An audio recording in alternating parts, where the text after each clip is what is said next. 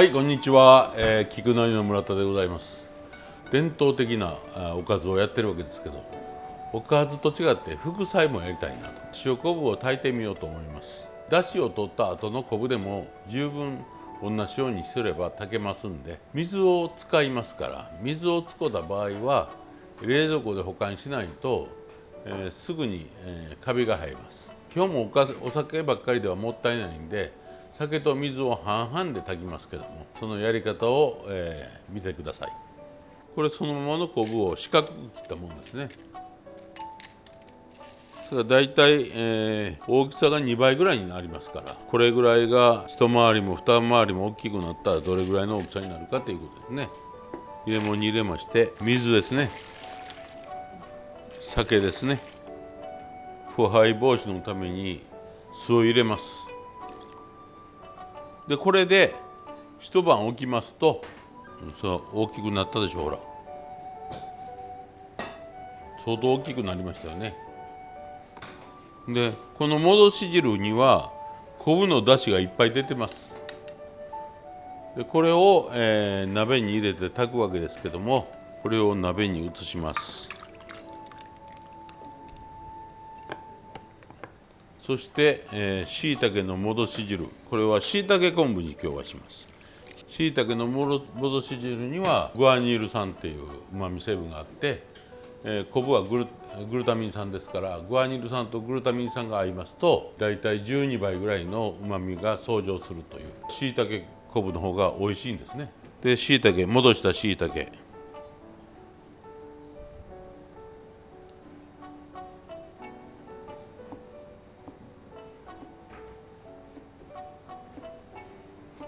あんまりしいたけの戻し汁としいたけが多すぎると、今度は、塩昆布というよりもしいたけの、癖が結構強いですから、しいたけ臭くなりますね。まあその方が好きやっておっしゃる方もいらっしゃるんで、それはそれで大丈夫ですよ。実山椒あれば実山椒、これは塩漬けした山椒を、塩抜きしたやつですけども、山椒醤油だけで炊いたやつなんかも売ってると思います。なければ別に山椒はいいです。でこれで、落とし蓋をして昆布が柔らかくなるまで炊いてください。これ昆布の種類とかっていうのは？真昆布です。今回は、スーパーで売ってる山出しって書いてあるやつですね。あれが真昆布ですから、これで昆布がだいたいスッと爪が通るとかそういうややこしいこと違って、食べはったらよろしいわ。食べはんのが一番分かりやすい。食べて柔らかいなと思ったらもうそれでいいです。でそこにたまり醤油、濃い口醤油、みりん、砂糖、それでまた落とし蓋をして煮しめてしまいます。奥様方は、失敗するのが怖いから弱火にしはんねんけども、弱火にしたら昆布周りからとろけてきますから全部失敗します。だから常に強火がいいですね。で煮汁もなくなってきて、だいたいこのような状態になってきたらほとんど出来上がりですね。もう煮汁もこんなんでしょ。これを煮詰めてしもたらもう出来上がりですよね。ここら辺になりますと焦げやすくなってますから、焦げんように気をつけながら。これ塩を一切使ってないのに塩昆布っていうのは？昔は塩だけで炊いたんでしょうね、きっと。醤油は高いですからね。全然煮汁ないですよね、もうほとんど。ここまで焦げんように炊きますとこれで出来上がりですね。まあまあこういう感じですね。で塩昆布をそのまま食う人はいませんから、まあまあ常備菜ですから一旦冷めてから冷蔵庫かなんかで保管しますよね。昆布が余計水分を吸うて昆布が締まってこのような状態になりますから、もう水気を吸うてしもてますよね。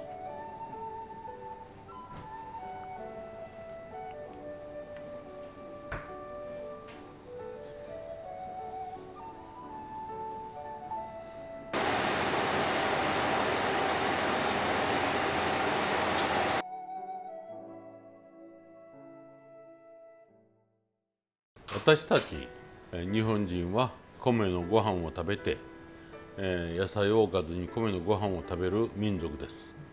ヨーロッパの人らは牛の肉を食べて乳を飲んでっていう、でワインを飲むという民族です。それから彼らは牛の乳とかヤギの乳、羊の乳なんかで発酵食品であるチーズを作りました。日本人は野菜で発酵食品である漬物を作りました。でその漬物を食後に食べるという点ではヨーロッパの人らと食の文化は違えどもやってる行為としてはよく似てました。しかしながらこの頃の漬物がみんな汁漬けの発酵食品ではなくなってしまいました。でこれは文化として非常に悲しいことです。それからもう一度その昔のようにお母さんがやってたようにぬか漬けを各家庭で作って食べてほしいもんやなというふうには思います。ただきゅうり、なすを入れとくだけでそれは明くる日になると美味しいお漬物になりますから、冷蔵庫の中で保管しててもいいですし、桶と違ってもタッパーの中でもいいですから、発酵文化を元に戻したいというように思いますね。それでは作り方をやっていきましょう。ここに水があります。これ塩ですね。でこれで水を沸かして塩水を作ります。この生水でやると腐ります。腐るというでもぬかと塩水だけですから、これ乳酸発酵ですね。乳酸発酵ですから、麹が入ってるとちょっとやそっとでは腐りませんけども、乳酸発酵ですと、酸味がきつくなったり調節が大変ですから、一度これを沸かします。で沸かして冷ましてください。ここにぬかがあります。昔はこれをぬかをいってから使うとかいうのあります。いってから使ったらぬかの中にある菌が全部死んでしまいますから、ここに、それから塩水を入れていきます。塩水を入れて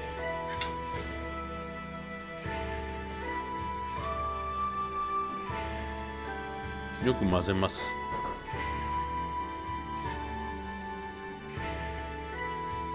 でもある程度までいったら手で混ぜればいいです。この時に美味しくなれ美味しくなれと言いながらこれを混ぜるとこの菌が一生懸命働いてくれる。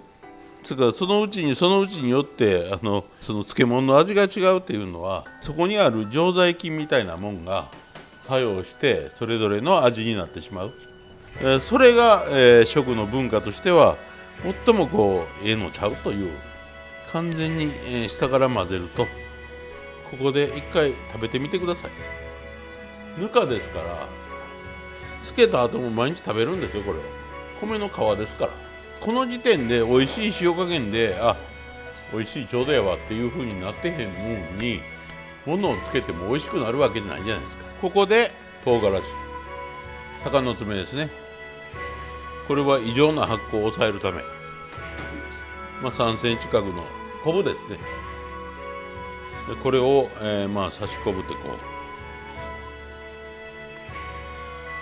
徐々にこれがここの水分を吸って出てきますから大きくなってきます。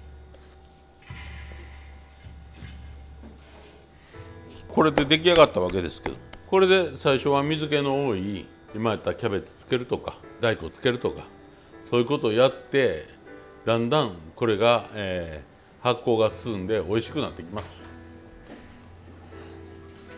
こういうふうに大根の皮とかこういう人参のヘタとかこういうものを毎日つけてこの手でかき回すことによってだんだんぬかが慣れてきます。できれば、タッパーもいいんですけど、こういう土もんのこういうもんにつけると多少なりとも空気が行き来しますんで、中に入っている常在菌が生き生きとしてきます。でこれはもう慣れたぬかですけど、慣れというのはどのあたりで判断した食べたら分かる。もう漬物の味になっとる。最初野菜くずとかで慣れさせていって食べてみて漬物の味。そうそれからちょっと疲れがまだあれやなって言うても毎日漬けてたら毎日食べられんことはないんで食べたらいいんですよ。で塩味の加減にもよりますけども、料理屋では大抵きゅうりやったらきゅうりをまずは塩もみします。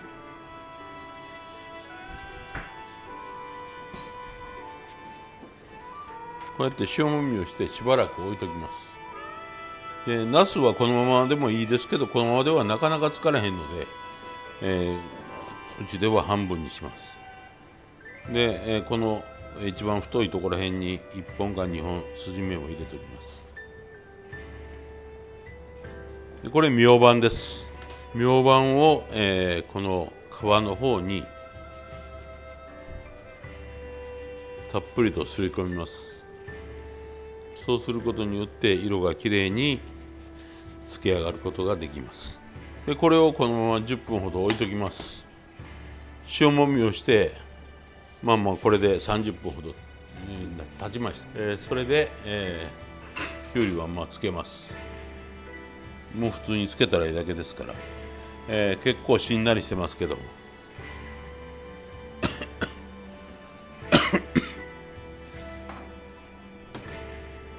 で先ほどのみょうばんにあれした、ナスですけども、これみょうばんの方を水で洗い流します。でその後、塩をすり込みます。裏にもすり込みます。でこれもこのままつけます。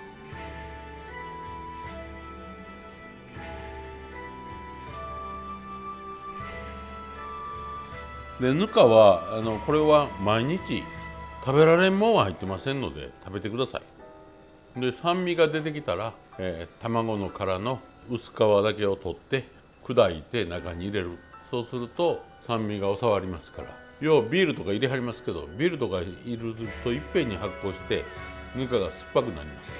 あまりおすすめはしませんね。その卵の殻はもう中に入れたらずっとその入れたままもう入れたままですね。それから酸っぱい酸によって卵の殻が溶けますんで、酸味が、なくなっていくということですね。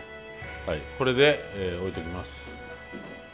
つける時間も人それぞれですけども、だいたいうちでは8時間ぐらいですね、つけるの。ただつけすぎてひね漬けになったのを刻んで生姜とかで食べるのも美味しいですよね。ぬかもったいないですからきれいに取ってください。そして、水で洗います。漬物屋でずっと袋に入っとってナスがものすごい紫してるとかいうのはやっぱりなんか科学的なもんが添加されてるかもしれないと思わんとダメですよね。それからこれは色はすぐ飛びます。それから食べる時にこう出してやらないと、すぐに色は飛びますんで。